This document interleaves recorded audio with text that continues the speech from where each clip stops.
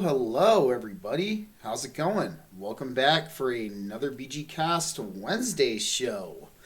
So today, we're still kind of going on our consciousness special. And we're still kind of building off of that. So today is going to be part one of ancient civilizations. Yes, ancient civilizations. One of my favorite topics. Actually, this topic in and of itself had a very, very big thing to do with my awakening journey and my awakening process. Learning that there were civilizations that date back many, many thousands of years compared to the archaeological record. And the evidence we're going to talk about as well that points to this. I think over the years, especially from the 21st century on, the evidence for this has become sort of insurmountable. And there's a lot of reasons why I think this is not being acknowledged. So here we go. The 5 reasons why I think the archaeological society and the scientific institutions do not want us to know about this or want us to think it doesn't exist.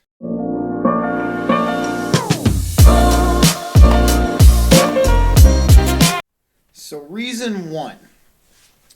Now, reason 1 is going to be a little bit of speculation on my part.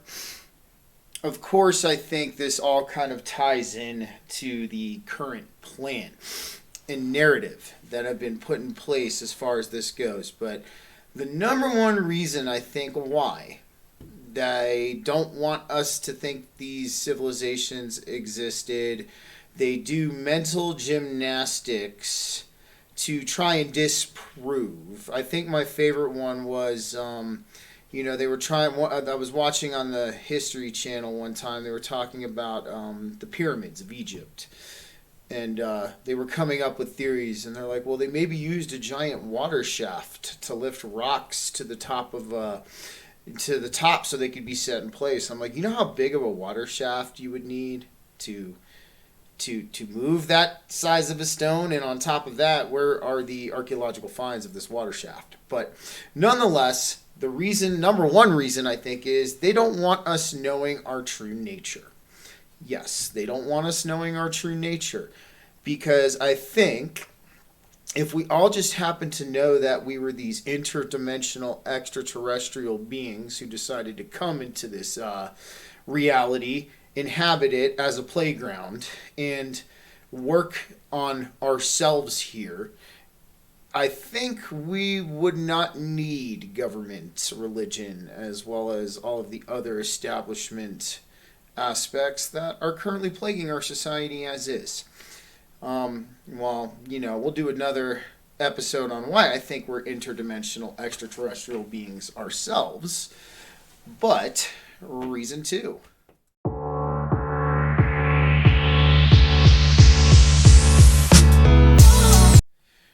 Reason 2. I feel that they don't want us to acknowledge the existence because at that time, in my opinion, we were truly at a height we are not at right now. We had a different understanding of reality and existence. We had a deeper understanding of the spiritual nature of ourselves.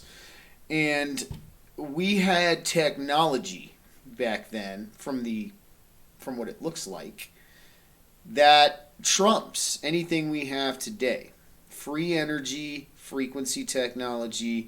So another reason I think they don't want us to acknowledge the existence of this, because if we just so happen to and we start exploring that lost, forgotten organic technology, oil companies become obsolete, utility companies become obsolete. A lot of billion-dollar industries just go right out the window. So that would happen to be reason number 2. And now it's time for reason number 3.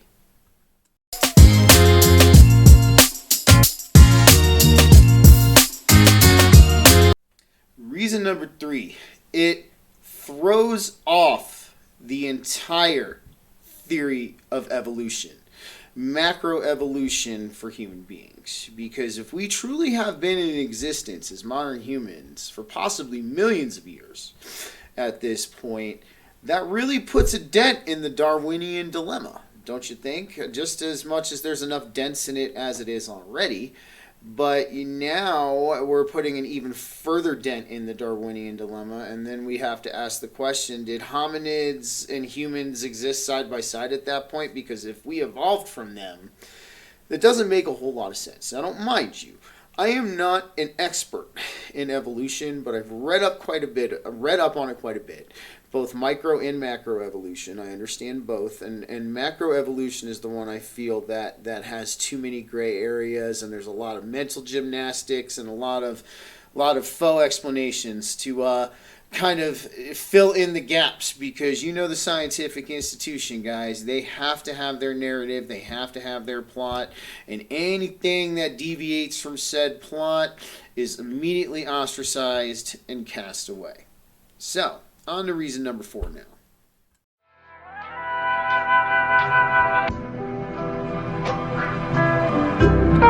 Reason number 4. So, another reason I think that they don't want us to know about this, and they feel that this should not be a common knowledge, is also we supposedly, like you heard me say in the beginning, we're interdimensional extraterrestrials, and we supposedly intermingled with that as well. So, and there's most certainly evidence of that, in my opinion. I mean, if you go look at the obelisk of Osiris out in Egypt, and you look at the creation story that's listed in the obelisk of Osiris as compared to the rest of the different hieroglyphs in Egypt, you're going to see it tell a very different story. A very different story of creation. And so if we intermingled with extraterrestrials back then they would have to admit that extraterrestrials exist. And we all know why they don't want to do that. Couple of reasons is, number one, it starts to make everything down here look this small. And when everything looks this small down here, we're not going to listen to them anymore. We're not going to participate in their bullshit anymore. So they don't want to tell you because of that. And also, too, is because the private sector is busy trying to make the technology, back engineer it, and sell it and make profit off of it. So that would be reason number 4.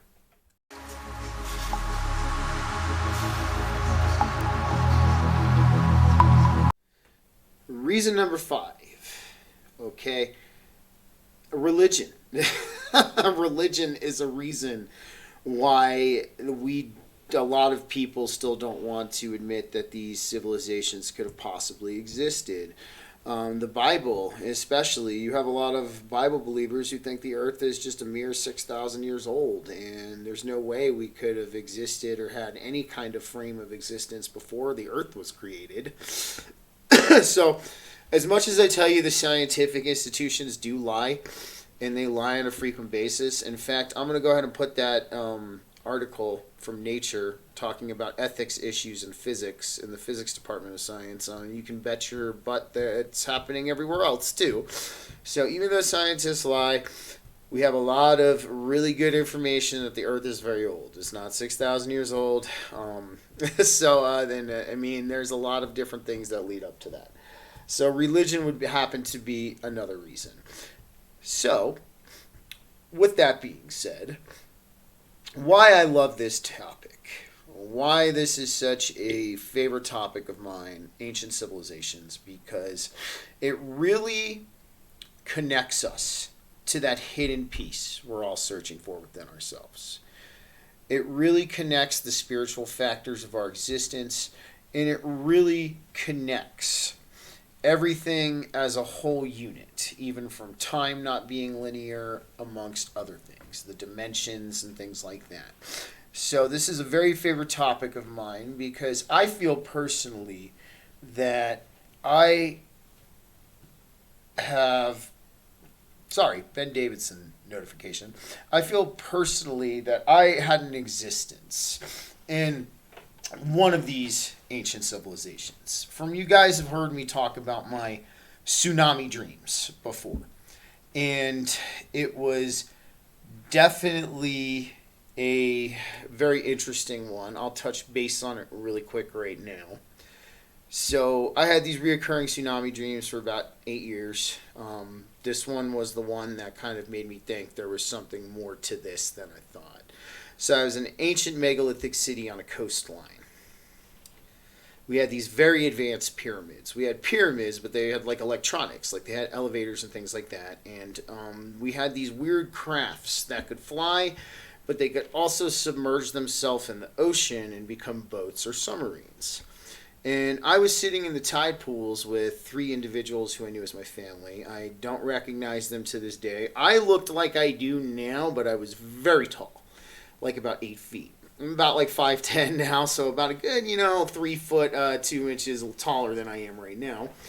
And, I was petting the sharks and the dolphins in the tide pool, and they were coming up and they wanted to us to pet them like they were dogs. And then I remember two of the people who were in my family went off in one direction, and I was with this woman who I called my mother. And that's when I heard the rumble. I heard the wave coming. And I looked, and there was the 2-mile-high tsunami approaching the shore. And I remember grabbing this woman's hand, and we ran into one of the pyramids. And I'm sitting there smashing the buttons on the elevator, oh my God, it's not working. Why is this not working? And the woman's freaking out. And the wave hits the pyramid, ends up catapulting us out of the pyramid onto the ground, and then she ends up grabbing me and throwing me into one of these weird crafts, and we get propelled into the mountain range. Long story short, we come to this timeline and we warn everybody about the event. And I find out that I'm one of the shining ones. So very, very interesting there. So this is another reason why this topic really interests me. It most certainly does. And from the beginning, all right, this is what I'm going to say. There's a lot of out-of-place artifacts and a lot of evidence that shows this to be the case. So one of the things I want to talk about real quick, and this is a big, big thing that they found. I believe it was back in 2013 or 2014. So there's a metal. It's called orichalcum, right? It's an alloy of gold and copper, from what I believe, and it does not rust or it does not tarnish. And lo and behold, this used to be a myth. Nobody ever found this metal. It was rumored to be all over Atlantis. It was rumored to be, a mythological metal. But lo and behold, in this shipwreck, what do we find? We find bars of orichalcum. So, but of course, it does not go to the one that I wanted. Give me 1 second, you guys. There we go. So orichalcum, the lost metal of Atlantis, may have been found on a shipwreck off Sicily.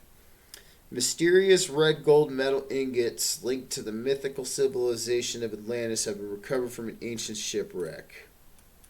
Mysterious metal ingots linked to the mythical civilization of Atlantis have been recovered from an ancient shipwreck off the coast of Sicily. Archaeologists last month recovered a wealth of ingots of an unusual golden alloy from the wreck sitting in about 3 meters of water, 300 meters off the coast of Gela in southern Sicily. Also recovered from the wreck, which sank some 2,600 years ago, were 2 Corinthian war helmets and containers once used to hold precious scented oils. But is the rough lumps of metal still shining with red and gold hues after 2 millennia on the sea floor that has excited the archaeological world? It could be orichalcum, the mythical lost metal of Atlantis.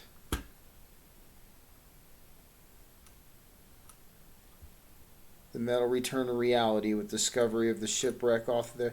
So, this is just a prime case point, man. This is one of the pieces of evidence that I like to point out when we talk about ancient civilizations, is because all of this stuff that we thought was myth, okay, that we thought was just a myth, and, that didn't exist, but lo and behold, it just keeps popping out at us.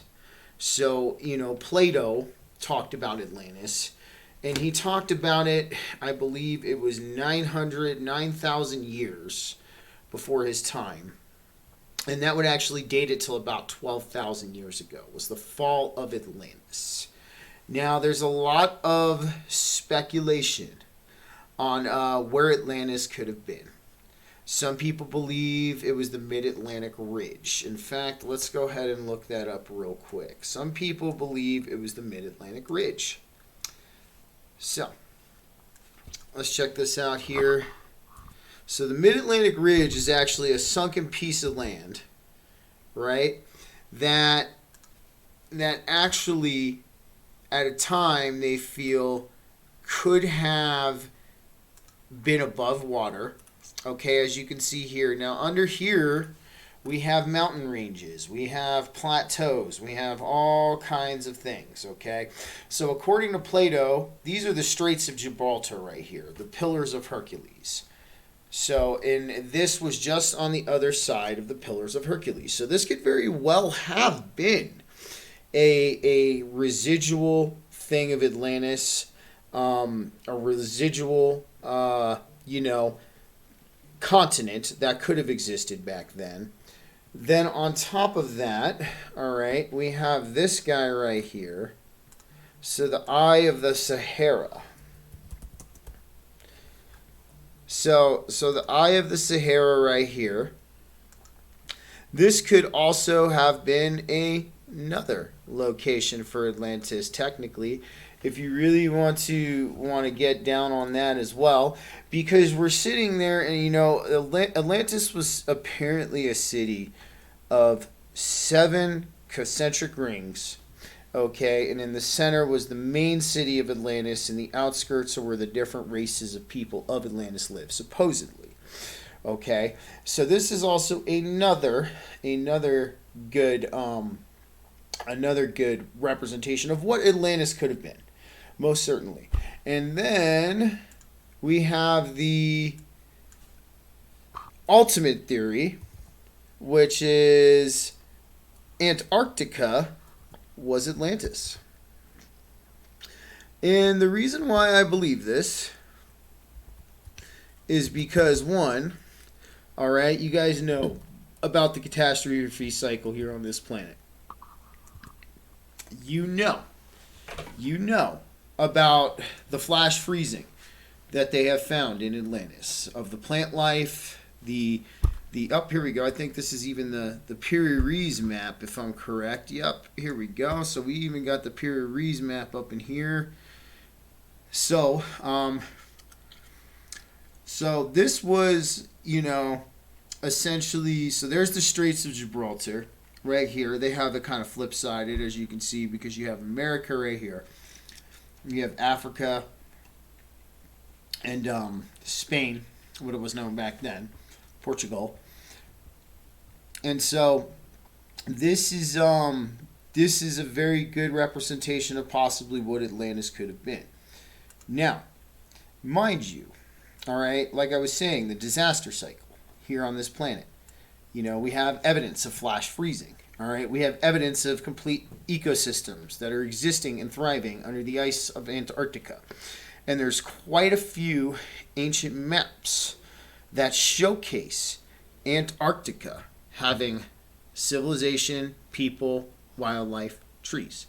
So, what essentially I feel is a very good possibility at this point. I most certainly feel that, if anything, Antarctica is a prime component for having. Let me see. Up there it is, right here. This is the Piri-Reis map. So as you can see, so that was not the Piri-Reis. That was a different map. I stand corrected. But here's the Piri-Reis map, and here you see Antarctica.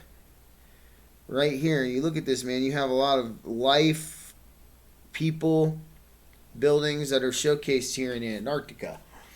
Also, another even crazier thing about a lot of these maps, guys, all right, is how statistically accurate they are without having any kind of aerial technology back then. That's another thing a lot of people, I think, seem to negate, is that we have these maps that literally blow away the technology of the time. They didn't have airplanes, or so we knew at that time. They didn't have any kind of means of making long distance photos like that. Yes, we knew how to track the stars and we knew how to track distances like that back then, supposedly. But now this opens up a door of questions. So, one thing, let me take my gum out real quick, y'all. One thing, I'm trying to stop chewing gum in my videos, I want to talk about is that there have been multiple ages of humanity on this planet. You guys have heard me talk about Michael Cremo multiple times. Okay, so Michael Cremo is a believer of the 7 ages of humanity on this planet. And why I kind of agree with this theory is, I'm a big fan of Vedic and mythology and the Puranas. So if you guys know about ancient India and you've heard about the Vedas and the Puranas, they talk about how there have been previous ages of humanity on this planet.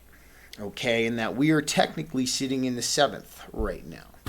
So, history of humankind is not 4,000 or say 35,000 years old. It is more than you can imagine and baffle your mind when archaeologist Michael Cremo explains and gives evidence that humankind existed during the dinosaurs age and probably before that. And I'll show you some artifacts that we're going to talk about when it comes to that also. There's a lot of out-of-place artifacts that don't make sense. So Michael Cremo is interviewed about his archaeological discoveries and the cover-up of the scientific community. Cremo gives several examples of archaeological evidence that has been suppressed by the establishment in the name of scientific conformity.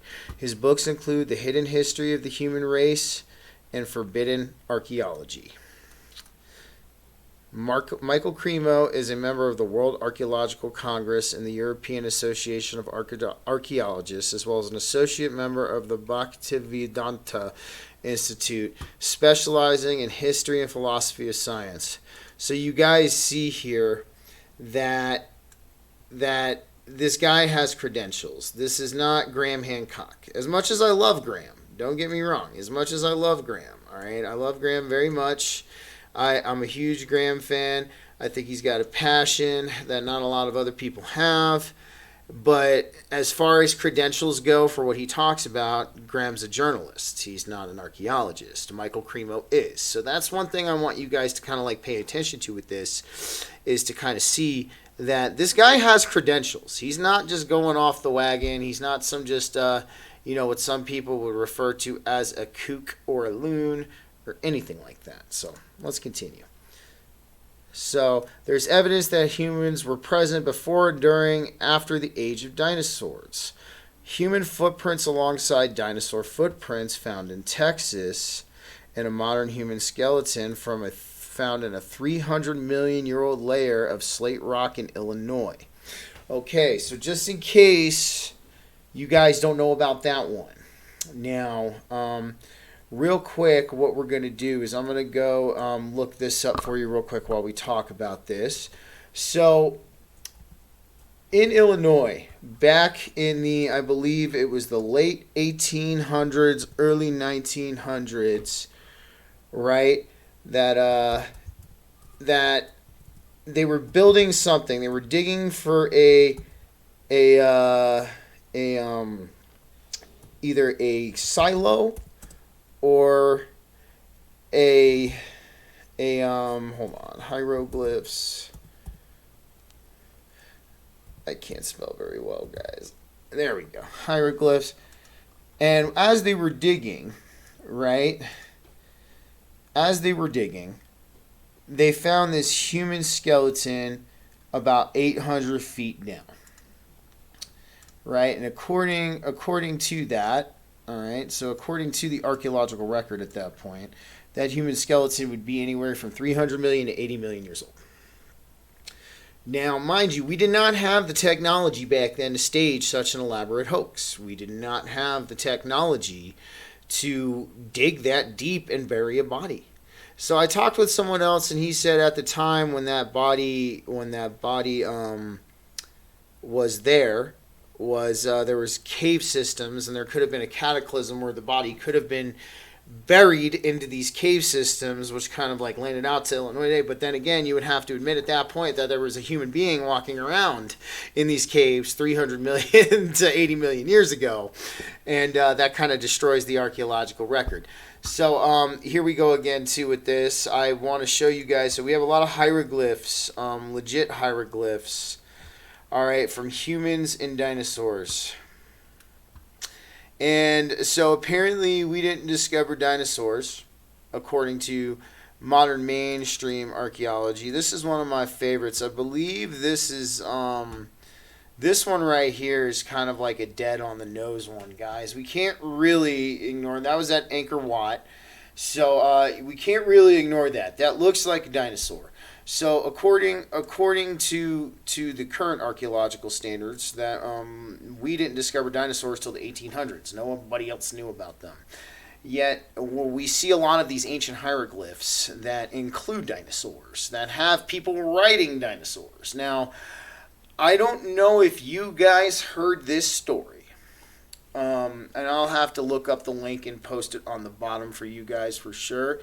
So there was actually where I'm at here in Colorado, I think it was in Boulder, there was a man, he found a triceratops horn, and on this triceratops horn it had fleshy parts. It had fleshy parts on the horn. Anything that has undergone severe fossilization is not going to have soft tissues still on it.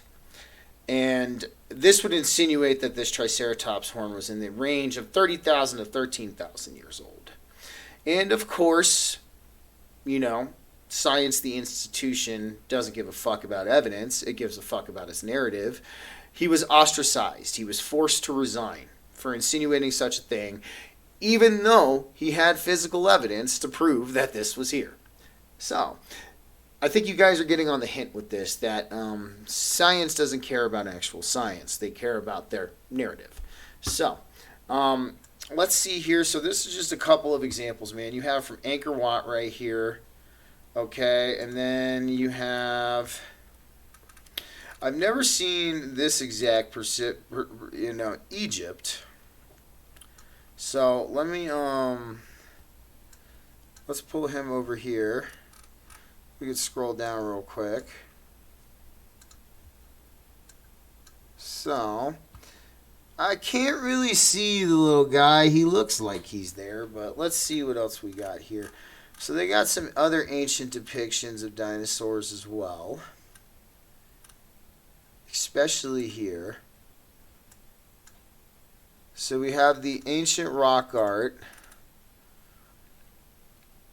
Definitely dinosaurs. So this is something, guys, that adds to the element of that mystery right there. You see what I'm saying? That adds to the element of, well, maybe, and I know, and I would really, this is something I've even entertained, you guys. I've entertained that it's very possible. Very possible. And this is if you're still up in the air about the Yucatan incident 65 million years ago being the ultimate finishing hit to the dinosaurs. I don't think so. I think there was multiple other things that kind of took into play what could have happened with them. But I do not find it out of the realm of possibility, because you guys can look all over, even in just the current Earth today, that we have these underground systems that have vegetation in them. They have sources of food in them. Now, I would not feel that it is out of the realm of possibility that some dinosaurs could have survived. Some could have. You look at all of these animals that we feel to be extinct that are not yet discovered. I think it was out in either it was in Papua New Guinea or New Zealand. I'll have to verify. This guy found this plateau and discovered like 600 new species. All right, and nobody had ever been to the top of that plateau before. Nobody had ever climbed it. So it's like, it's very possible that there could have been things that existed and survived that had the means to do so and had the way. So that's just something also we want to take into account there. So We got Michael Cremo talking about humans being around since the age of the dinosaurs. So let's go out of place artifacts.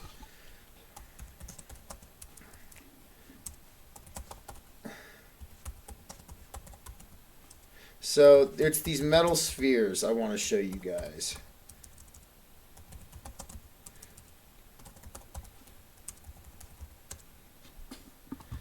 So boom, here we go.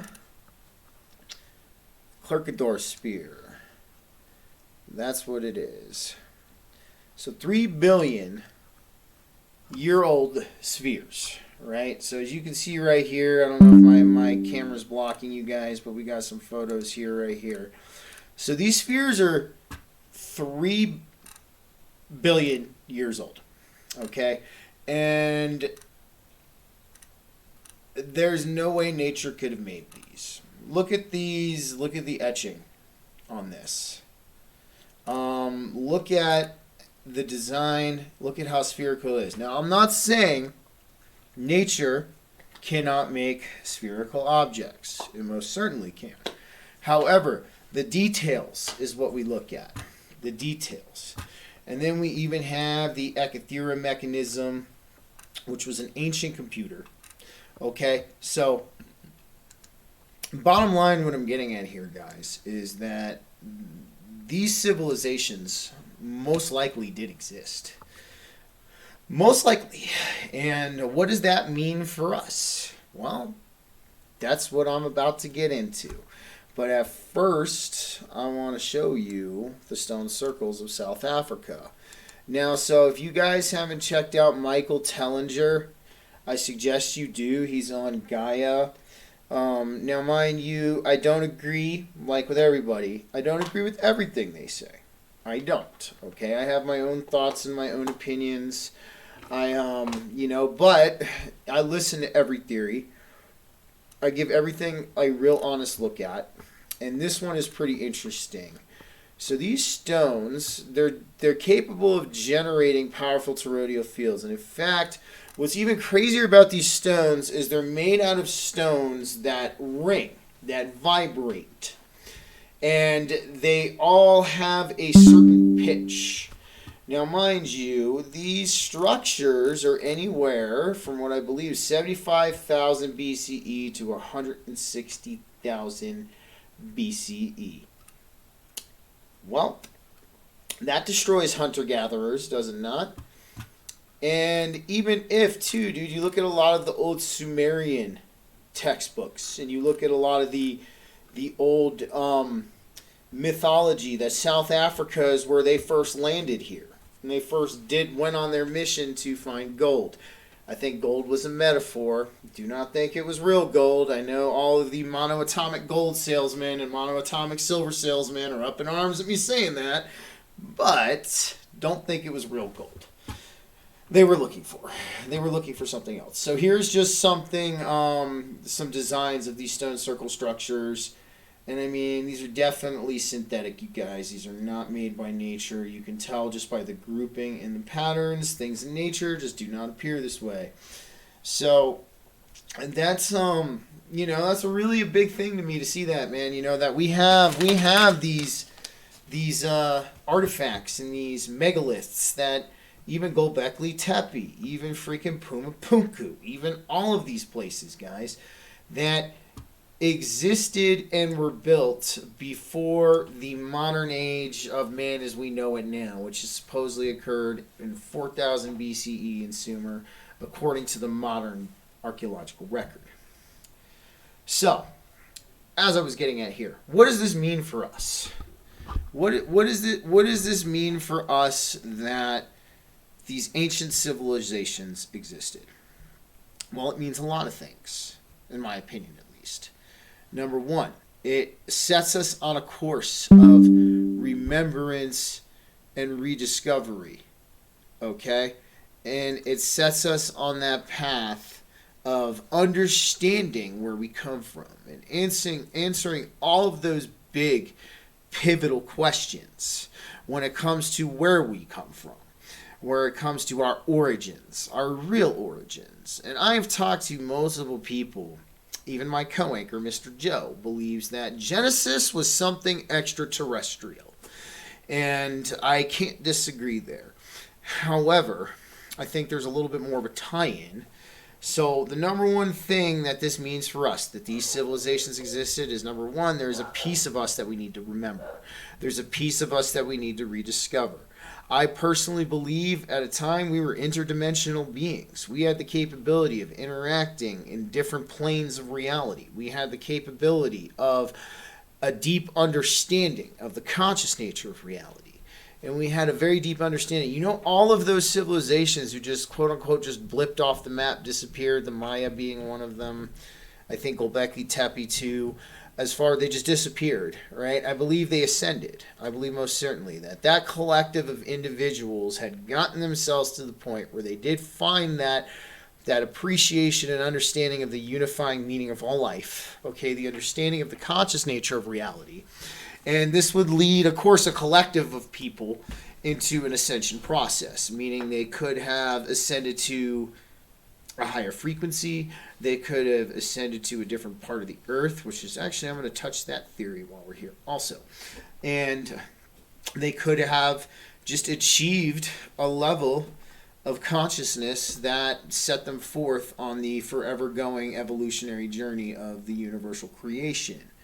So this is a big thing about remembering and rediscovery, okay, when it comes to who we are and where we come from.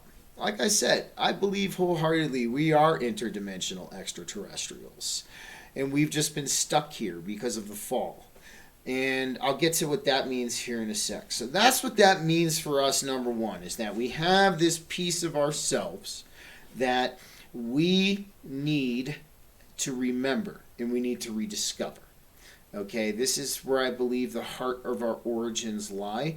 And I also believe that this is going to be what kind of catapults us into a new age, is the remembering and the rediscovery of this knowledge. Okay, number two, what this means for us, it means that there is a form of technology that existed at a time that supersedes what we have today. I've referred to it as organic technology, and I do believe that's a good word for it, because it uses frequency and vibration in order to alter the perceived physical matter around us, okay, and to cause things that we would cause, results that people today would see as magic or some kind of show, because everything is ultimately vibration and frequency. You guys have heard me talk about that multiple times. Cymatics, we're vibrating this geometry into existence as we just walk around in our everyday lives. So what this means is that we discover this, another thing that means for us is we discover this lost technology, this lost organic technology, one that supersedes the technology we have today. And as I listed with the reasons that this technology would destroy a lot of billion-dollar industries, it most certainly would. And I believe they already know about it, and I've seen that they know about it, and they just don't release it to the public because you can't profit off of this. And, of course, that kind of gives us the ample freedom we need to exist without this establishment. So that is what it means for us, and that is a very, very big, important thing. And another thing I think it means for us is, let's look at the similarities of us and them back then. Okay? The similarities that I see between us and them now is we're both at a technological height. We're at a very pivotal stance in the age of humanity. We are at a point where we can move forth. We're at this fork in the road right now, you guys. And I have the feeling we're being nudged in the right direction of the fork by the narrative builders. They've been super nannying us this whole time. I appreciate you guys, by the way. I know you're listening, but I can't believe it took me this long to figure it out. But thank you. Thank you for doing what you do. We have this option to go on this fork, continue our evolutionary path, or we have an option to destroy ourselves. That's what I believe happened to Atlantis, is they ended up destroying themselves. Now, A lot of people have asked me what I feel the fall of humanity was. And I guess you could say this. I have a couple of theories as to what the fall was.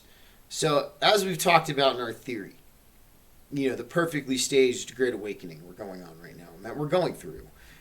You know, um, you know how I said, how can you appreciate the good if you've never experienced evil? How can you know and appreciate peace if you've never experienced war, etc., etc.? Well, how can you truly appreciate the height if you don't? Man, what is going on with this right here? So apparently Russia's logging into my computer. But anyways, in this case, how could we truly appreciate the highest of height and the unification with and oneness with the universal creator and ourselves as a collective unless it's taken away from us and we have to go through the illusion of separation? So that would definitely be one. I think we chose this. And I know a lot of people would call me crazy for saying that. Being like, Steve, why would we choose to stop? It's like basically trading in your Tesla for a 1986 Toyota Camry. Why am I going to trade this interdimensional, awesome existence where I communicate with life outside of the earth? I can visit all of these different planes of reality and, get to fly in this craft that can take me wherever I want, and just to be stuck in this three-dimensional meat suit and lose all of that. Why would we do that? That doesn't make sense. But in the way things are set up from a consciousness aspect, in our reality and in our world, okay, this is what happens. We have to experience without to appreciate the with. So I definitely think that is a theory for what happened with the fall of humanity at the last Atlantis. A lot of people think it was the reptilians that infiltrated. I'm not saying they didn't take advantage of it. Most certainly did. It very well could have been that. And my other theory is this. So the fall of Atlantis was the last Younger Dryas, right? Was supposedly the last the micronova event. Some people like Graham think it was a comet. I don't think it was a comet. I do think it was the micronova, just because the sun and the way it's depicted in a lot of philosophies, and even in Zoroastrianism, which is the predecessor to Christianity, states that the next ending of the age will happen. The sun will crack like lightning, and that lightning will pour upon to the earth. So that's a very, very interesting thing. So I think what happens too is during a magnetic reversal, people can lose memories, okay? Because, we are electrical impulses. Slight memory loss has been a thing that was depicted by these civilizations too, going through these instances. So it's very possible that we could have just lost this piece of our knowledge due to the cataclysm that occurred on planet Earth. It's very possible that this could have also been the fall of humanity, is we lost this piece of us due to this event, and we've since that event been striving to return to it, to rediscover it. So the third one, yeah, I'm sure some of my machine elf lovers out there are going to love this one. So we produce endogenous DMT. Right? So does every living thing on this planet produces endogenous DMT. So we know now that DMT works with serotonin to modulate how you perceive your physical reality. So I believe wholeheartedly when you increase your DMT levels beyond baseline, you experience more reality. And I know there's still some people out there who want to think it's a fucking drug. I think DMT is one of the earliest forms of organic technology, most certainly, and it would make a lot of sense for that to be the case. But that being said, I think at a time maybe we as humans had higher endogenous it's the websites, you guys, just ignore them. Higher endogenous levels of DMT in our body. That's what made us interdimensional. That's what made us able to communicate with other forms of life and other entities and things like that. And this event that occurred kind of stripped that away from us. And that to me could very well be a very big possibility. So those are my three theories for how humanity fell. And right now we are approaching that time. Okay, that time where, some people call it the Great Filter. I like to call it the pivotal moment, I guess you can say. I mean, I don't really call it a filter because there's a lot of civilizations who have passed beyond this stage in their existence. We're at that point where we are on the cusp of true remembrance and rediscovery. So what does that mean for us today? What can we learn from that we can learn from our ancient ancestors? That one, our true nature is something beyond everything that we've been told here by the scientific institutions, by the establishments, by the religions.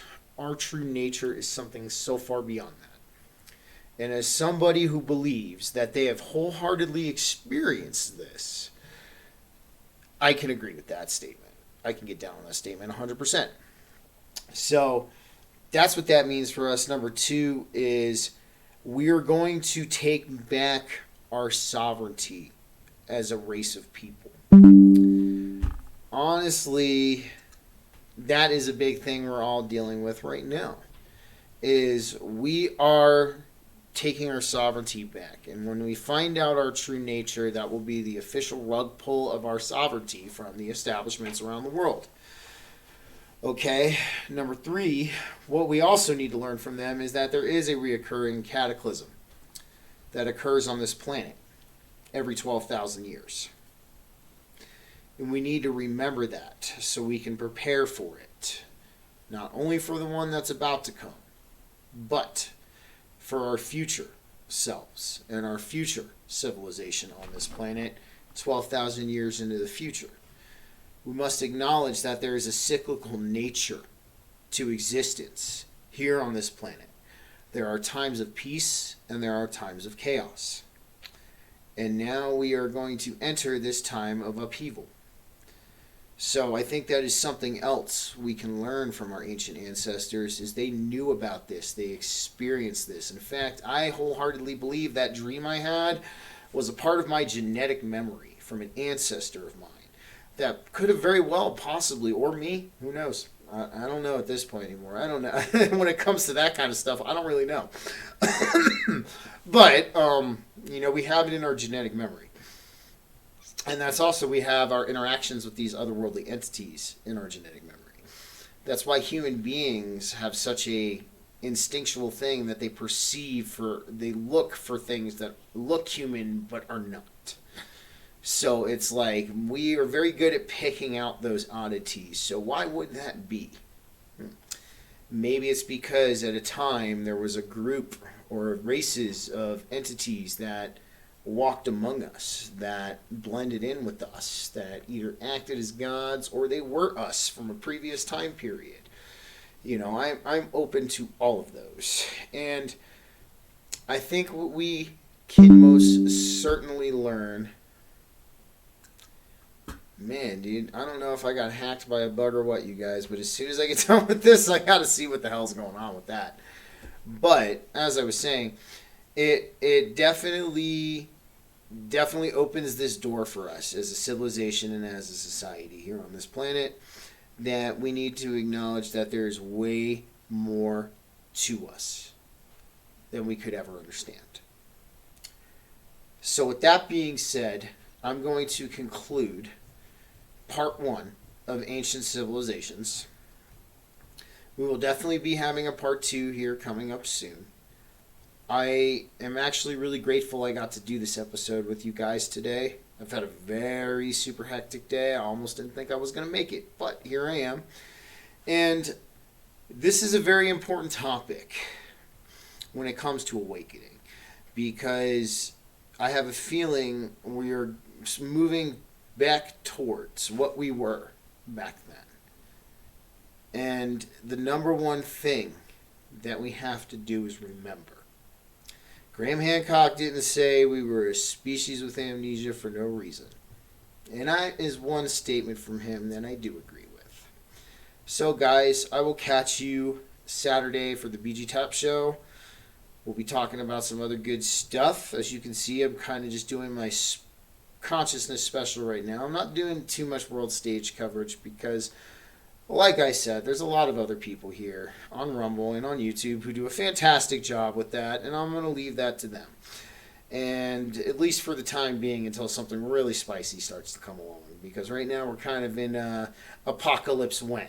So, but until next time, you guys, I need to go see what the hell this virus is about. So, I'll catch you guys on Saturday for the BG Tap Show. Y'all have a great night, man.